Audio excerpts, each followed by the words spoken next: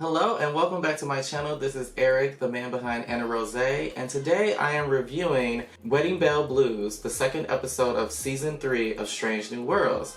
So this is definitely following the formula that Strange New Worlds usually follows, which is we have a serious episode and then we have a fun, hijinx, fun, lighthearted episode. And that's exactly what this is.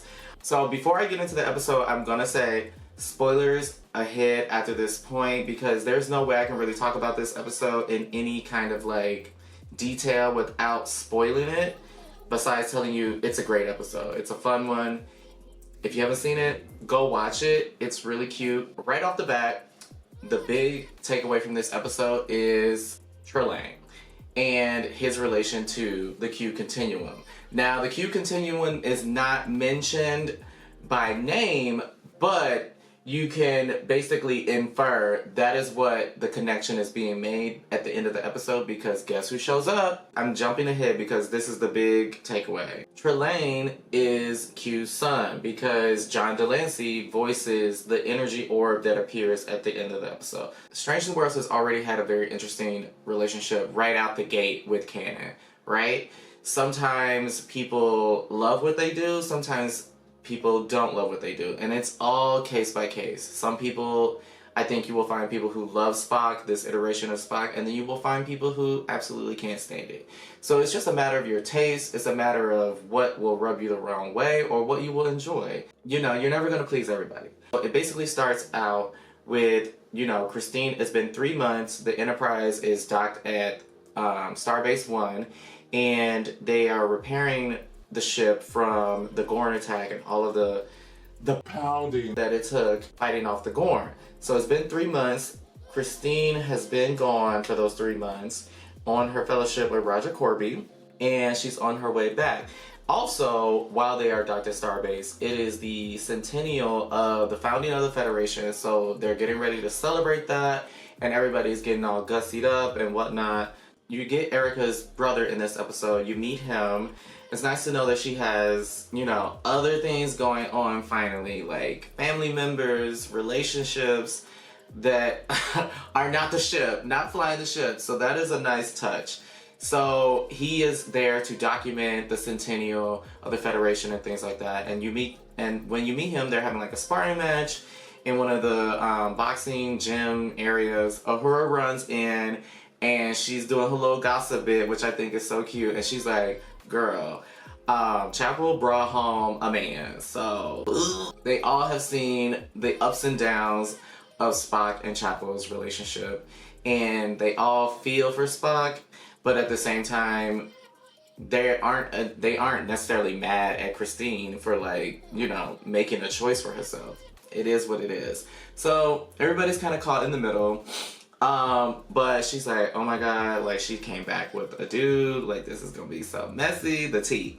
Erica's brother and Uhura lock eyes, and they start a little like, ooh, and Ortega's is like, not feeling that, especially when they're like walking in the hallway and whatnot. She's like, oh no, like, this cannot happen. In sickbay, we get a new character who took over for Nurse Chapel while she was away, and he's a black man. It's giving a little sassy, a little gay, but maybe we'll see what that character's sexuality is, maybe not. I mean, ultimately, it's not super important, but it will be good for some representation. But at the same time, this is Strange New Worlds. It is the Star Trek that has tried to play it the most safe. It's beautiful, but it's also very safe as far as, like, representation of queer people and things of that nature. You know, we heard that Christine was bisexual in, like, the first season in, like, a line of dialogue, and haven't really heard anything about anybody else being queer or anything queer, because I'm looking at you, Erica. Where is Erica's date for the wedding? Yes, Strange New Worlds for me is very bland when it comes to queer representation, as in it's basically non-existent. It's really cool to see another black male on the show, and also someone who doesn't present in a very, like, typically masculine way. He hits it off with the crew apparently over these 3 months, and Mbenga basically puts in for him to be a permanent nurse on the roster. So hopefully we'll be seeing more of him. I hope that he's not just one of these like characters that shows up for like a scene or two and then he's relegated to the background. So hopefully he gets more to do throughout the rest of the season. We got 10 episodes. Hopefully there's enough room for him to do something. So fast forward to them all having drinks in the galley. Roger Corby, Chapel, and the rest of the crew are all there, and then Spock walks in and they're telling the story of how they met, and Spock is like, yeah, I want to hear this. And that's when it starts to get awkward. You guys start getting the looky-loos, like, ooh, like how's this gonna go? Because everybody knows the tea, everybody knows how their relationship kind of like fizzled out, and they know that Spock has been basically, even though she told him not to, he's been waiting for her to come back. He thinks that like, he was even practicing at the beginning of the episode with La'an to learn how to dance during the centennial party so he could impress her, but that quickly goes out the window because she brings another man. So she basically tells the story of how they became involved, and it has to do with the fact that they were on this planet where the atmosphere allows them to see both the moon and the sun simultaneously. And one of the last things her mother told her was that, Christine, I hope you find the sun, the moon, and the stars. And it was apparently her mother's birthday when they were on this planet, and so she was kind of down, depressed. And he notices that, and she tells him the story, and he recites a poem to her, and that starts off their kind of like romantic relationship. And Spock finishes the line that her mother told her, and that makes it even more awkward. He goes and sulks at the bar, and lo and behold, the bartender is Trelane in disguise as a Vulcan, and he gives him a drink that basically warps reality, warps Spock and Chapel, everybody basically, except for Roger Corby, into thinking that instead of the centennial, they are getting married and their wedding is happening in like a day or so. So he becomes like their wedding planner, and this is all because Trelane, Qs in general, they love to mess with mortals. They love to like meddle in mortals' lives, test them. So they wake up in bed together and it's all like happy and romantic. You know, Spock is happy. They go about their day trying to plan the wedding and all of that. Then Spock catches Roger Corby in his quarters, and Roger is trying to sabotage the wedding by deleting Spock's wedding vows. And Roger Corby basically recites that poem, and Spock loses it and punches him. Some reason, punching Roger Corby breaks the spell that Trelane has on him, and he's able to recognize, because Roger Corby for some reason is the only one who recognizes that reality has been changed and this is not right. So once he punches Roger Corby, suddenly Spock is in his right mind, and he's like, you know what, this is not right. And I think this is a really good lesson, not just for Spock, but just for anyone going through a similar situation, that like, you know, we may not always end up with the people that we want, but sometimes the best thing to do when you love someone is to let them go. And that shows true love in a way, because you are recognizing that this person has made a choice and that choice does not involve you. So you have to move on. And I think that it is time for Spock to move on and to take his story in a trajectory that does not involve her. And also for her, I think we need to get on track that lines up with TOS, because as we know, they're not together in TOS. They try to confront Trelane or the wedding planner, but he's not having it. He's always got like some kind of distraction or something that like takes them out of the conversation from like stopping him or confronting him. I have to say, the costume department was running on all cylinders. I feel like they did their big one on this episode. Everybody's outfits are gorgeous and so unique, and so they truly do feel like something you would see in the future, but not in a tacky, cheap sci-fi way. Like, these look like pieces, like fashion pieces. Especially Chapel's gown. Her gown is gorgeous. Like, and the color green, obviously because Vulcan, she's marrying a Vulcan, or at least in this reality, she thinks she's married a Vulcan with the chain, link thing. Stunning. Didn't really care too much for the veil, hood thing, but it's a look. Ahura has a beautiful dress. Una and La'an, I love La'an's dress with like this like cut out, molded, sculpted like neckline. It's all done so well and so unique. These are not things that you could just find, because I feel like Star Trek has always had great costuming usually, but I feel like now it's hitting a stride where it's so like contemporary, but like contemporary with a futuristic spin.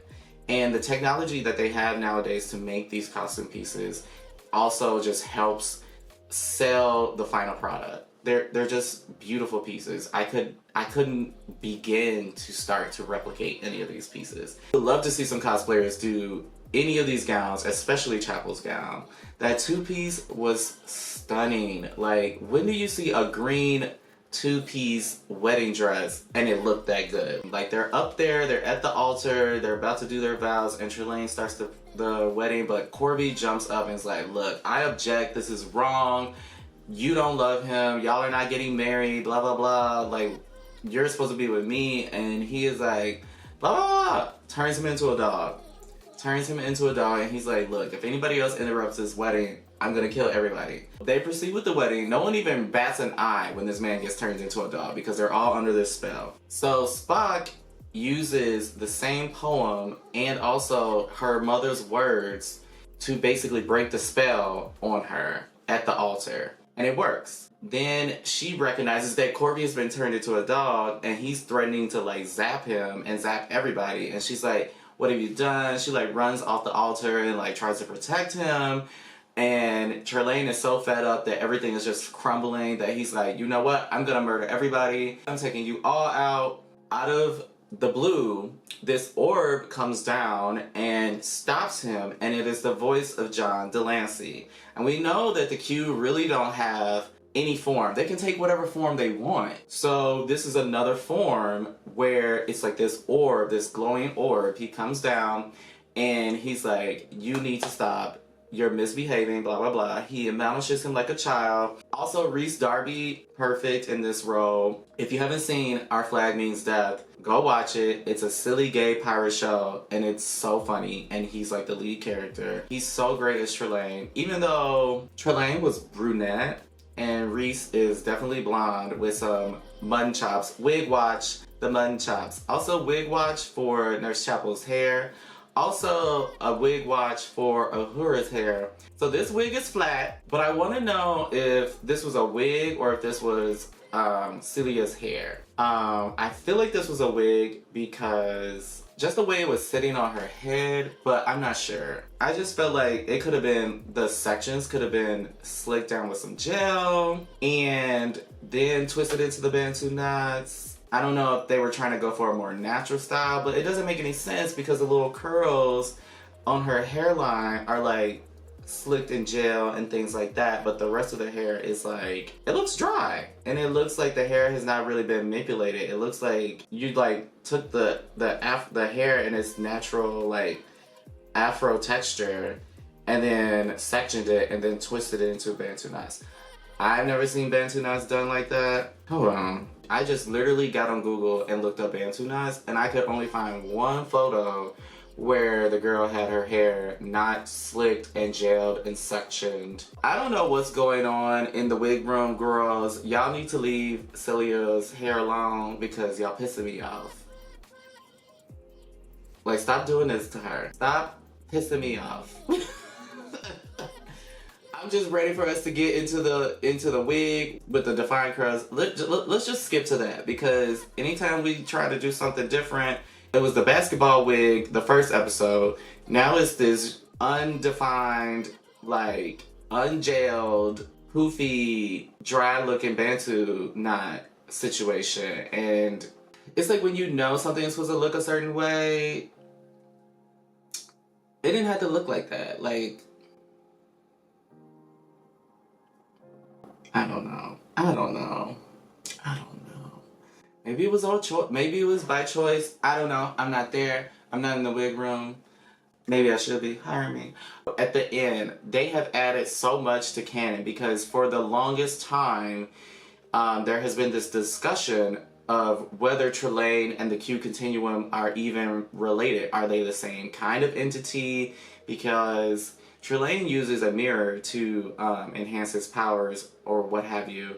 But in this, there's no device or mirror or anything. They basically connect the Q Continuum to Trelane. Trelane is Q's son. So what I'm thinking, because he's a younger Q, he's about 8,020 years old in Earth years, and thinking this is Q's son that we see in Voyager, who is a baby Q, who traveled back to harass these people on the Enterprise, on Pike's Enterprise. That's my thought. Because they could have used anybody to play that orb, but they specifically brought back John Delancey's voice for this role. And it was the moment of the episode for all the nerds. I heard the screams go off on Thursday all across the nation. You did too.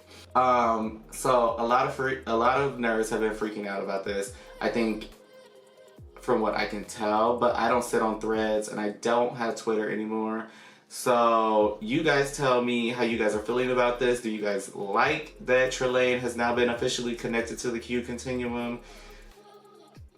I mean, they didn't say it, but they said it. Strange New Worlds has played with canon and connecting things from past and present, and I think this is probably one of the most successful things that they have done. You get Crossfield class ships up the wazoo in the background. I'm glad to see that ship is getting some much deserved recognition. Discovery is the mother to this show, and this show, no matter how much people hate Discovery but love this show is reminding you that it owes itself to Discovery, and without Discovery, this show wouldn't be here. A lot of the more modern Star Trek shows would not be here if it wasn't for Discovery. We get an indulgent at the bar, so that was another nice touch. There were so many cute little, like, nerdy moments in this show of, like, different species. You had the Bolians at the wedding. But yeah, so we have an indulgent, and then Captain Pike and Una recruit her to be a bartender on the Enterprise. So we'll probably be seeing her going forward. I'm just loving that this show is having fun and like really pulling from all different aspects of the franchise and of the universe to like really bring the universe to life. We're seeing species that we rarely have seen live action. It's just really making it feel lived in.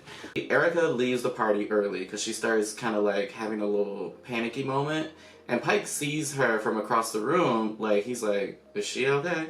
But she's too far for him to catch her, and so she leaves the room. She goes to the sparring room and starts punching the punching bag. And she stops for a second, looks out the window, and in the reflection of the window, we see a Gorn slowly approach her from behind. And obviously that's in her mind, but we start to see the beginnings of PTSD from what happened to her. And honestly, it makes sense. Erica had the worst experience on that Gorn ship out of everybody. She almost lost her arm. They obviously were able to regenerate it, grow her fingers back, her skin back, but still, that stuff stays with you. And she got impaled by a Gorn's claw. Like, she almost died saving them. So I feel like that's gonna come back, and hopefully that will be a nice plot for her and give us and the actor something to sink our teeth in as far as Erica's like storyline and what's going on with her, something a little more in depth than I Fly the Ship. I love when Star Trek characters go beyond their title, their role on the ship or the station, and you get to see them as people, whether that is in an emotional way, or just like seeing their hobbies, what they're into. Like, give us some character development, please. Like, you only have 10 episodes with these people a season, and then the show is gone for like a year to 2 years depending, and we don't really know a lot about a lot of these characters. You know, we know a lot about Pike, we know a lot about Spock, especially because we have so much content with Spock. But these newer characters like Erica, with Erica, the storylines have been lacking, like, ridiculously. And each season we're told, oh, we're gonna get more, she's gonna go on an away mission. They literally took that away mission from her. She's gonna do this, she's gonna do that. And finally, we're starting to get something a little more interesting than she flies a ship. Now, did I want it to be PTSD and trauma? That wasn't what I expected, but it's something, it's something interesting. So let's explore that. Let's see where this goes. Hopefully they are able to make some interesting commentary. The last time we had a character that was used as commentary for PTSD and things like that was Nog in DS9, and they did an amazing, amazing job. R.I.P. Aaron Eisenberg. He was amazing in that episode where he comes back after losing his leg and basically retracts from his friends, his family, and has to really confront those feelings of like being afraid, being, you know, dealing with his PTSD and trying to reacclimate into life. So I want to see how that similar scenario plays out with Erica. Alright, so that pretty much covers it for this episode. I really enjoyed this episode. It was a fun one, but it culminated in some of the most interesting things, I think. Let me know your thoughts, how you feel about this episode. Did you love it? Did you hate it? What did you think about the Q connection? Or do you think it's something else? Because honestly, they didn't say Q, but I think we can safely bet that that's what they were getting at. But again, let me know your thoughts on this episode. I'm always reading the comments. So if you haven't subscribed to this channel and you're watching me now, go ahead and subscribe. I'm trying to grow this channel. I'm trying to make this my job. So I can only do that with your help. If you'd like to support the channel, my Venmo is below, as well as my Throne account. So we will be back next week with next week's episode. And I will be on time as much as I can with that episode review, because the reason why I got behind, like I said in my other view with these reviews, is because I kept debating on whether or not to do this in drag, and the debate in my head as a Virgo, the debate basically immobilized me to the point where I took too long to actually do anything. So I'm gonna most likely do these as my boy self, my man self, whatever you want to call it, because it's a little bit easier, it's a little bit more quick to do it. Obviously, I don't have to spend hours getting in makeup and costume. I can just get on camera. So you might be seeing more of me as this. So apologies in advance if you are, you know, if you subscribe just to see Anna all the time. But Anna takes a lot of work, and I can't always do Miss Anna for these kind of like quick, fast reviews. So you're gonna get 50-50, baby. Okay. Alright, so thank you again for joining me. Subscribe, like, comment, share, and I will see you in the next one. Anna Rozay, over and out.